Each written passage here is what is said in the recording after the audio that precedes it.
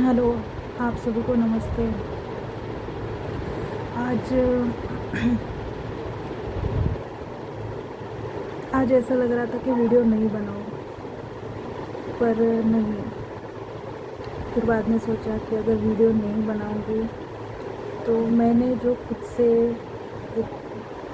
से एक वादा किया था कि नहीं, मुझे कुछ भी किए कुछ भी करके मुझे एक खुद से मैंने वादा करा है कि कुछ भी हो जाए, मेरे जो अनुभव होंगे सेम डे के, तो मैं वो वीडियो में लूँगी और शेयर करूँगी, ताकि जितने भी लोग खुद से प्रश्न कर रहे हैं ना कि वाई मी, मेरे साथ ही क्यों, ये जो खुद से हम प्रश्न कर रहे हैं, जब हमें इस हद तक हमें पीड़ा मिलती है, इस हद तक हमें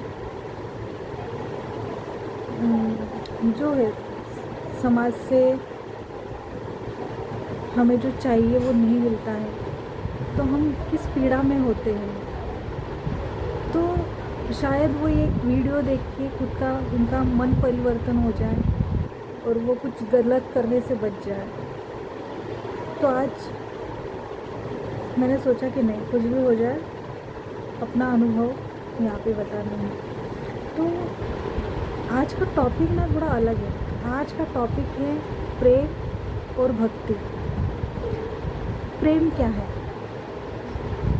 हम मालिक ने, ईश्वर ने जब हमें बनाया तो हमारा निर्माण ही प्रेम से हुआ है। हमारा निर्मित ही हमारा जन्म हुआ है वो प्रेम से हुआ है। तो हम प्रेम को उस नज़रिए से देखते हैं और भक्ति को अलग नज़र से देखते हैं। लेकिन ईश्वर से हम जब प्रेम करते हैं ना, तो एक अलग समर्पण आता है अपने में, एक अलग भावना होती है। जो ईश्वर से प्रेम करने के बाद जो हमारी भावना होती है वो अलग होती है। वो अलग इसलिए होती है क्योंकि उसमें निष्काम प्रेम होता है। हम अपनी ज़िद प्रभु के सामने रखते हैं कि मालिक ऐसा कर दीजिए, मालिक ऐसा कर दीजिए, पर अगर चीज़ें हमारे हिसाब से नहीं हुई, हमारी इच्छा पूर्ण नहीं हुई, फिर भी हम दूसरे दिन भी प्रभु को नमन करते। लेकिन आजकल के जो लोग हैं, जो प्रेम में फंसे हुए हैं, वो प्रेम स्वार्थी है। वहाँ पे लेन देन का प्रेम है। अगर आप किसी के उपयोगी नहीं हो, आप उसके मन अनुसार नहीं चलते हो, तो वो आपसे प्रेम नहीं करेगा, क्योंकि प्रेम है ही नहीं, तो वो करेगा क्या। लेकिन ईश्वर से जब हम भक्ति करते हैं तो हमारे मन में हाँ इच्छा भी होती है, क्योंकि इच्छा चाहिए ना जीने के लिए। जीवन जीने के लिए भी हमारी एक इच्छा होनी ज़रूरी है। 100 कारण होते हैं मरने के लिए, लेकिन जीने के लिए इच्छा ज़रूरी होती है। तो उसी हिसाब से हम अगर देखा जाए तो हमारी जो भक्ति, ईश्वर के प्रति हमारी जब लालसा लगती है, उनके प्रति हमारा मन जब व्याकुल होने लगता है, तो हम अलग ही जोन में चले जाते हैं। हमारा पूरा आत्मा ना नया होता है, क्योंकि इतने दिनों से, मतलब अगर आप भक्ति में आए हो तो भक्ति में जिनके बहुत पुण्य प्रबल है वो बचपन से ही आते हैं। और जो आजकल की जो पीढ़ी है वो धोखा खाकर ईश्वर की भक्ति में आ गई है। धोखा खाकर, या उनके विपरीत परिस्थितियाँ हो रही है, या उनके मन अनुसार काम नहीं हो रहे हैं, तो फिर वो मालिक की शरण में आ जाते हैं। तो उनकी भक्ति अलग है, निष्काम भक्ति अलग है। भक्ति हर तरह से होती है। किसी की भक्ति सिर्फ इसलिए होती है कि मालिक मेरी ये इच्छा पूरी कर दे। वो इस इच्छा को रख के ही मालिक के दर पर जाता है। हमारी सभी की भक्ति अलग अलग होती है। तो हर भक्ति में अलग अलग स्टेज होती है। किसी की शुरुआत होती है, किसी की बीच में होती है, शुरुआत में हम सिर्फ प्रभु से मांगते हैं कि हमारे अनुसार चीज़ें होगी तो मैं आप पर ये चढ़ाऊँगा, मैं आपको ये अर्पण करूँगा, मैं आपको मतलब हम भगवान को हम लालच देते हैं कि आप हमारी तरफ देखिए। दूसरे लोग ये होते हैं कि प्रभु ईश्वर जी, ये मेरी इच्छा है, मुझे ये चाहिए, इतने इतने दिनों में चाहिए, इसके लिए मैं व्रत करूँगा, मैं व्रत करूँगी, जो कुछ भी है। तो वो एक लेन देन की होती है, लेकिन अगर वो हमारे प्रारब्ध में नहीं है, अगर वो हमारे भाग्य में नहीं है तो वो हमें नहीं मिलेगा। अगर नहीं मिला फिर भी अगर वो पर्सन नित्य नियम से भगवान से की सेवा कर रहा है, उनका नाम जाप कर रहा है, तो ये भक्ति थोड़े उच्च स्तर की होती है। और एक जो तीसरे भक्त होते हैं वो ऐसे होते हैं कि सरेंडर, आप देख लो जो मेरे लिए सही है, जो मेरे योग्य है। हाँ, मांगते तो है, मांगते ही इसलिए मांगते हैं क्योंकि वो अपने लिए नहीं सोचते, वो ये सोचते हैं कि प्रभु मालिक, मेरे घर वाले मुझे सफल देखना चाहते हैं, मेरे घर वाले मुझे कहीं सेटल देखना चाहते हैं, मुझे धनवान बनता देखना चाहते हैं, या जो उनकी इच्छाएं है वो पूर्ण रूप से अगर पूरी हुई तो वो ये नहीं कहते हैं कि प्रभु आप ये देंगे तो मैं इसके बदले ये दूंगा, ऐसा नहीं। वो ये कहते हैं कि मालिक ये मेरी इच्छाएं है, ये मेरी मांग है, ये हम जड़ बुद्धि इंसान की ये मेरी मांग है, पर आप देखिए जो मेरे लिए सही होगा, जो मेरे जीवन में इस चीज़ को मिलने से सबसे पहले तो मैं आपको भूलूँ नहीं, आपका ये सफलता मिलने के बाद भी मैं आपसे जुड़ा रहूं, हमेशा आपका स्मरण मेरे मन में रहे। अगर ये सही है मेरे लिए, अगर आपकी इच्छा, अगर आप ये मेरे लिए सही है तो आप दीजिए, नहीं तो फिर भी मैं आपका हूँ मालिक, मैं आपका हूँ, आपकी शरण में हूँ। तो ये होती है निष्काम भक्ति। तो फिर एक बात ध्यान में आई ऐसे कि फिर मेरे मन में एक व्यक्ति के लिए और विचार आया कि मीरा जी ने कितना प्रेम किया था कृष्ण जी से। मतलब उनकी भक्ति में अनन्यता थी। मतलब मेरे तो गिरधर गोपाल दूसरों न कोई, उनका यही दोहा था, उनका यही एक मंत्र था कि मुझे सिर्फ कृष्ण जी चाहिए, उसके अलावा मुझे कुछ नहीं चाहिए। उनका प्रेम ऐसा था। मैंने उनका मतलब मूवीज़ वगैरह देखी है, पुरानी जो एक हेमा मालिनी की उनकी मूवी आई थी वो मैंने देखी थी, और मैंने एक सीरियल भी आया था एक टीवी चैनल पे, तो वो भी देखा, क्योंकि पता नहीं मुझे ना मीरा जी से एक अलग सा लगाव है। मतलब मुझे ना वो मेरी सखी जैसे लगती है। मतलब हम उतने काबिल नहीं हैं, पर शायद उनका एक गुण मुझ में आया है। हाँ, बार बार मेरी आँखों में ना थोड़ा सा आज है कुछ। उनकी भक्ति में ना एक अनन्यता है, बहुत प्रेम है कृष्ण जी के लिए। तो उनकी भक्ति कैसी है कि नहीं, वो कृष्ण जी के सिवा उन्होंने कहीं देखा नहीं, किसी को जाना नहीं, किसी को पहचाना नहीं। उन्होंने हर रूप में सिर्फ देखा तो कृष्ण जी को देखा। और उनकी भक्ति इतनी प्योर थी कि साक्षात कृष्ण जी को आना पड़ा, हर समय उनके लिए उपस्थित होना पड़ा। जैसे उन्होंने कहा था कि पायो रे मैंने राम रतन धन पायो, ऐसे जब उन्होंने कहा, मतलब कितना प्रेम है, कितना, क्या हम सच में उतना प्रेम कर सकते हैं हमारे ईश्वर से? कर सकते हैं? नहीं। हमारी हमेशा भक्ति और प्रेम में हम हमेशा स्वार्थ का प्रेम लेके जाते हैं। क्यों? हम हमेशा प्रभु से सिर्फ मांगते हैं कि मालिक ये दे दीजिए, मालिक वो दे दीजिए, मालिक ऐसा कर दीजिए, मालिक ऐसा कर दीजिए। वो भी कहते होंगे कि अरे यार तुम मेरे पास आते हो लेकिन मुझसे ये नहीं पूछते हो कि आप कैसे हो, आप कैसे हो,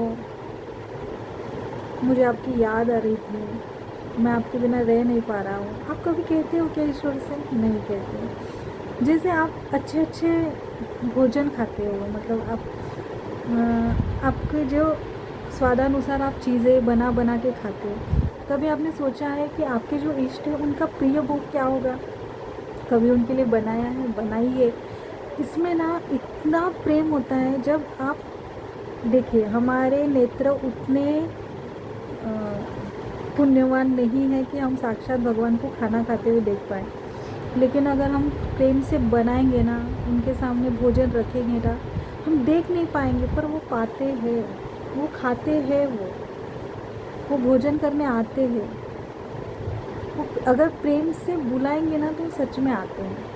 तो इतना प्रेम हमें ईश्वर से होना चाहिए, ना कि किसी व्यक्ति से। अगर किसी व्यक्ति से प्रेम करोगे ना तो वहाँ पे सिर्फ पीड़ा पीड़ा पीड़ा मिलेगी, अपमान मिलेगा, और खुद के ऊपर ना डाउट होगा कि मैं इंसान रूप में जन्म लेकर मैंने गलती की है। आप अगर गलत जगह फंसे हो तो आप खुद से ये बोलोगे।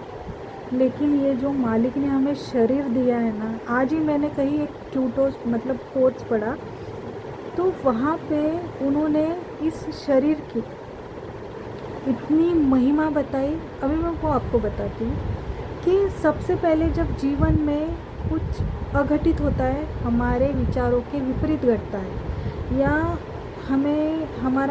हमारी आत्मा मन जलती है, हमें सबसे ज़्यादा दुख किस चीज़ से होता है? कि हमसे कोई प्रेम नहीं करता। अगर करता है तो वो दर्द देता है, अगर करता है तो वो समय नहीं देता है, अगर करता है तो उसका प्रेम स्वार्थी है।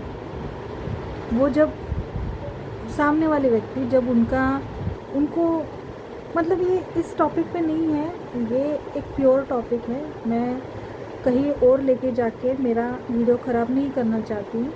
तो ऐसा होता है कि हमेशा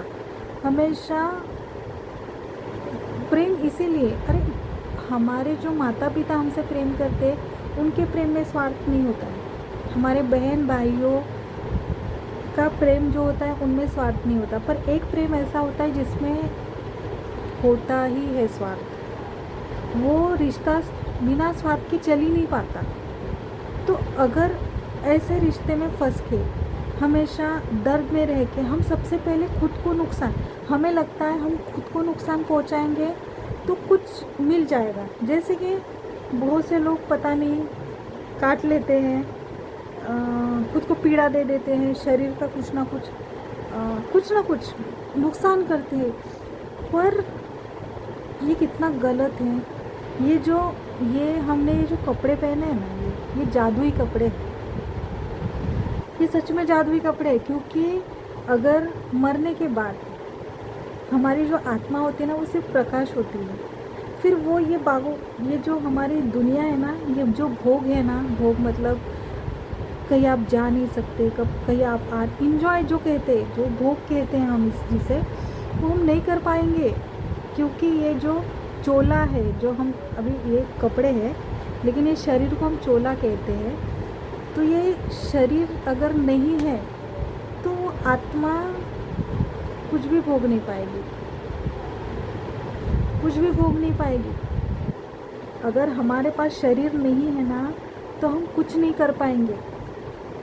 और ये शरीर भी हमें मालिक की कृपा से ही मिलता है, ईश्वर की कृपा। अहेतु मतलब अपने मन से उनकी इच्छा हो गई, हमारे पुण्य अच्छे रहे होंगे, या पाप पुण्य मिलाकर हमें सुख दुख भोगने के लिए हमें मालिक ने ये शरीर दे दिया। लेकिन हम क्या करते हैं,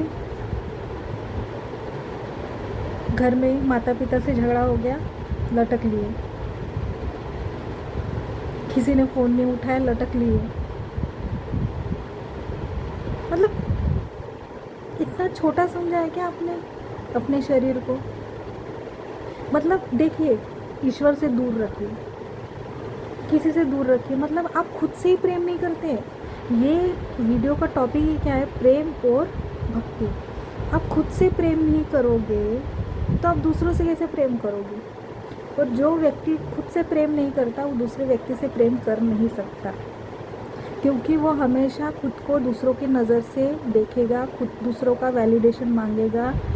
अगर दूसरा बोल रहा है, दूसरे बोल रहे हैं, लोग समाज वाले बोल रहे हैं, तो वो खुद को अच्छा मानेगा। अगर समाज वाले बोल रहे हैं कि ये अच्छा नहीं है, तो वो खुद को बुरा मानेगा और वो खुद को ही परेशान करेगा, खुद के शरीर को वो तकलीफ़ देगा और उसका ईगो सेटिस्फाइड होगा, जिसे अंतर्मुखी कहते हैं ना, वो सेटिस्फाइड होगा। पर ये सही है। भक्ति करने के लिए, ईश्वर की भक्ति करने के लिए हमें शरीर की बहुत ज़रूरत है। और हम इस दुनिया में हम ईश्वर से ज़्यादा किसी से प्रेम कर ही नहीं सकते। और जितना हम उनसे प्रेम करते हैं ना, वो खुद से ज़्यादा हमसे प्रेम करते हैं। जब हम तो अभी उनसे प्रेम करने लगे क्योंकि हमें चोट मिली है, हमें वो नहीं मिला जो हम चाहते थे, इसीलिए हमने मालिक की तरफ देखना शुरू कर दिया।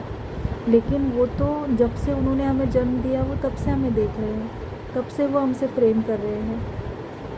उनका प्रेम कैसे होगा हमारे प्रति? तो हमारा प्रेम उनके प्रति कैसा चाहिए? निष्काम। इतना प्रेम चाहिए कि अगर उनको एक नज़र देख लूँ, एक नज़र देखने के लिए तरस जाओ, आंखें बंद करो तो वो दिखे। इतना प्रेम कर पाएंगे आप? जिस दिन आप इतना मालिक से प्रेम करोगे ना, खुद से प्रेम होगा आपको। देखिए, मेरी एक सीधी सी बात है,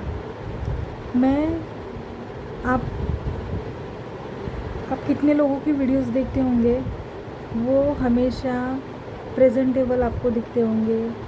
अगर किसी लड़की का वीडियो होगा या किसी महिला का वीडियो होगा, किसी पुरुष का वीडियो होगा, तो वो खुद को उतना प्रेजेंटेबल बना के आपके सामने लाते हैं, क्योंकि वो चाहते हैं कि जब कोई देखेगा तो वो उन्हें वैलिड करे। और ऐसा नहीं भी होगा, मैं नहीं मानती कि ऐसा कुछ होगा, ये खुद की पर्सनल बात है। पर पता नहीं, मैं तो ऐसे ही बिना एडिट किए, सब आपको बैकग्राउंड भी दिखता होगा, मैं भी दिखती होंगी, मेरा सब ठीक है, ये बोलने की ज़रूरत नहीं है। तो देखिए, मालिक से जब हम प्रेम करते हैं, खुद से प्रेम करते हैं, तो मैं खुद ये सोचती हूँ कि मैं जैसी हूँ, जैसी हूँ, मालिक ने मुझे बनाया है ना, तो मैं बेहद सुंदर हूँ। मैं खुद को मानती हूँ कि हाँ, मैं बहुत सुंदर हूँ। मैं खुद को मानती हूँ, क्योंकि मैं मालिक का अपमान नहीं कर सकती, मैं उनकी बनाई चीज़ का अपमान नहीं कर सकती, मैं किसी का अपमान नहीं कर सकती। अभी जब मैंने ये बोलने से पहले अगर किसी महिला, स्त्री को या पुरुष उनको बोला है कि वो लोग तैयार होके आते, ये भी बहुत अच्छा है।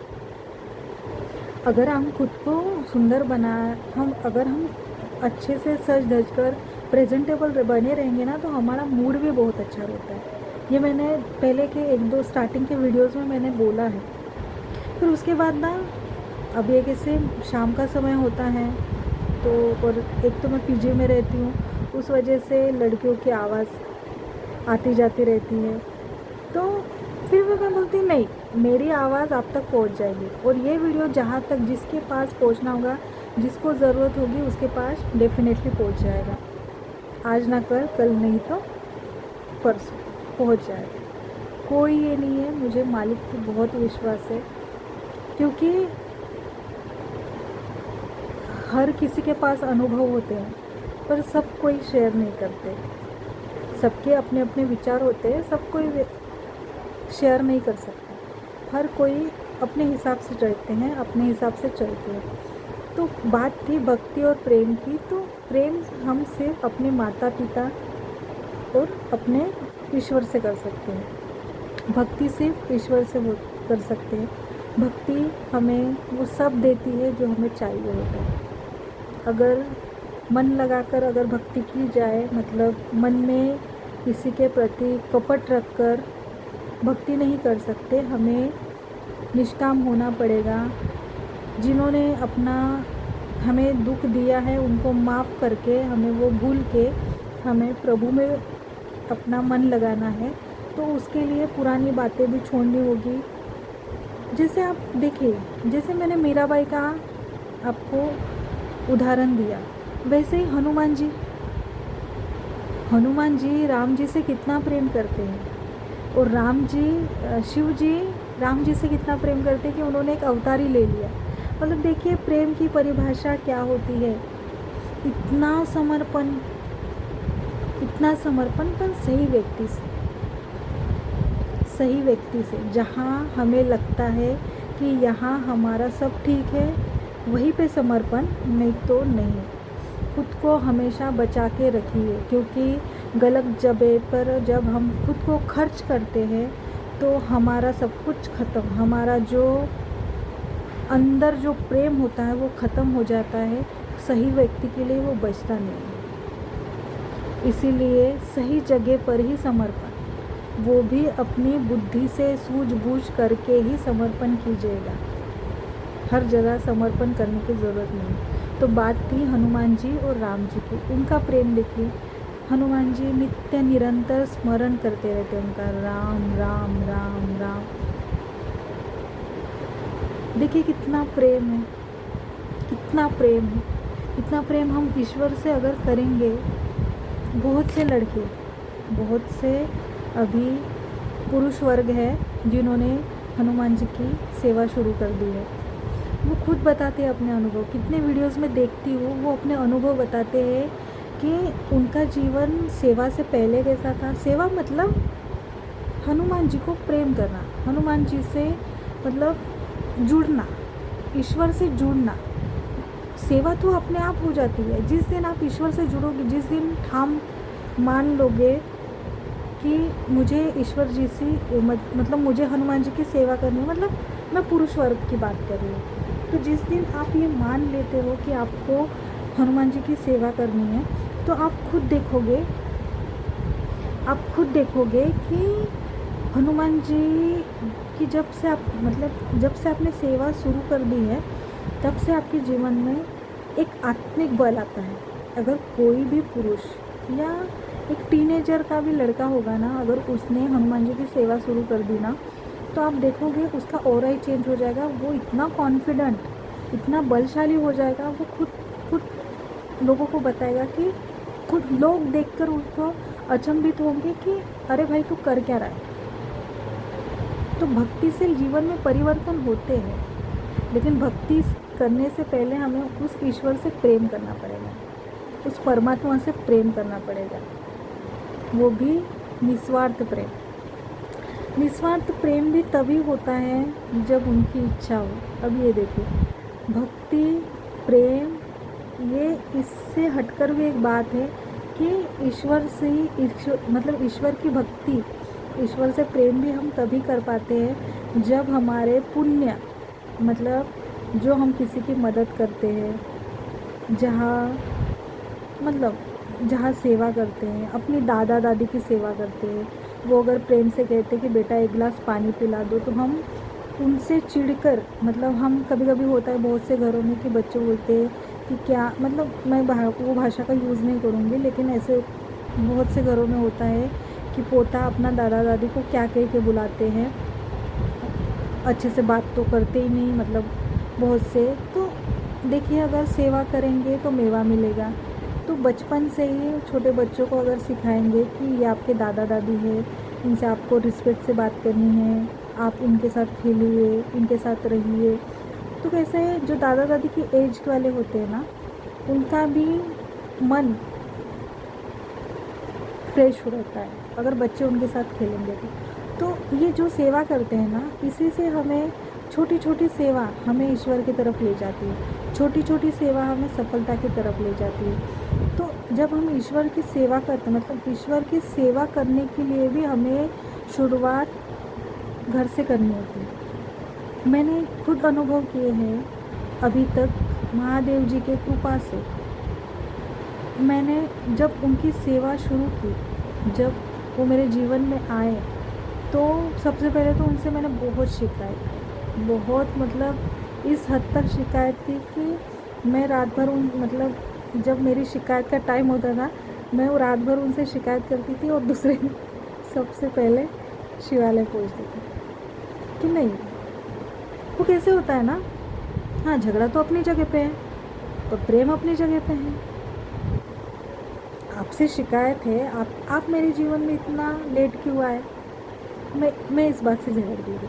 मतलब वो पुरानी हर बात याद करके उनसे ये कहना कि प्रभु मुझे इस समय पे आपकी ज़रूरत थी, फिर आपने मुझे ऐसी बुद्धि क्यों नहीं दी कि जिस वजह से उस बुद्धि का यूज़ करके मैं वो सही डिसीजन लेती और मैं अपना रास्ता निकाल लेती, लेकिन आप तब क्यों नहीं आए। मैं हर बार उनसे शिकायत कर करके उनको मैंने इतना परेशान कर रखा था, और अभी भी कर रही हूँ, ऐसा नहीं है। अभी भी मैं शिव जी को इतना परेशान करती हूँ, उन्हें बताती हूँ कि मालिक ये, मालिक वो। जैसे पिता से हम कैसे शिकायत करते हैं, अगर घर पर पिता हो तो पिता से हम कैसे बोलते हैं कि पापा देखिए ऐसा हुआ, पापा ऐसा है, पापा ये गलत है, पापा ऐसा, पापा वैसा। तो सेम शिव जी से वैसा ही चलता रहता है। तो हाँ, अपना एक पता है, एक अधिकार मिल जाता है। जब आप ईश्वर के निकट जाते हो ना, आपको एक अधिकार मिल जाता है कि आप उनसे शिकायत भी कर पाते हो, हक से, अपना अधिकार से। तो हाँ, होता है।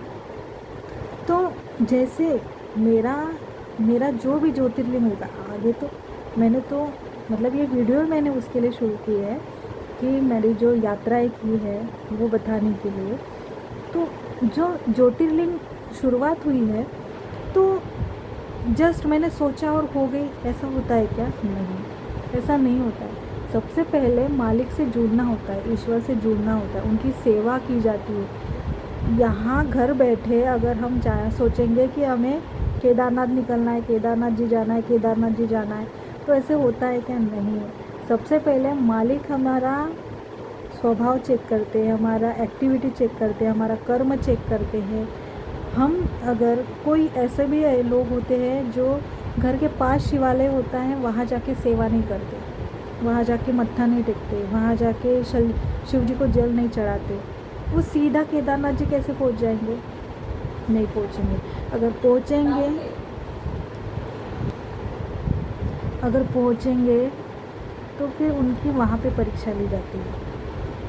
परीक्षा की मतलब वो उनकी तरफ से होती है, ये जो जाएगा वो खुद अनुभव करेगा। तो मेरे लिए तो बहुत अच्छा सफ़र था केदारनाथ जी का, और मैं अभी भी अर्ज़ी लगा रही हूँ कि आने वाले साल में उनका और एक बार दीदार हो जाए, और एक बार दीदार हो जाए, ऐसे कर करके जितनी बार हो सके उतनी बार उनका दीदार हो। स्वर्ग है, स्वर्ग है। प्रेम ऐसे ही नहीं होता है, इसमें ईश्वर की भी मर्ज़ी होती है कि ये पर्सन, ये भक्त मुझे प्रेम करे, मेरा नाम ले, मुझे प्रेम करे, मुझे चाहे। ईश्वर की भी मर्ज़ी होती है, और उनके बिना कुछ नहीं होता, कुछ नहीं होता, कुछ हो भी नहीं सकता। इसीलिए अपने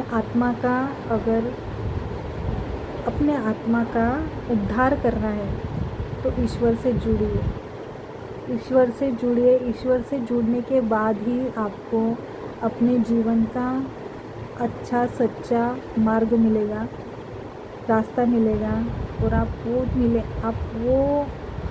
वो मिलेगा जो आप चाहेंगे। इसलिए उसकी प्राप्ति करने के लिए आपको ईश्वर से जुड़ना पड़ेगा। बातें बहुत है, एक बात शुरू हो गई तो अचानक एक बात याद आ जाती है, तो ऐसे करके वीडियोस बहुत बड़े हो जाते हैं। फिर भी आपको अगर पसंद आए तो लाइक कीजिए। Thank you.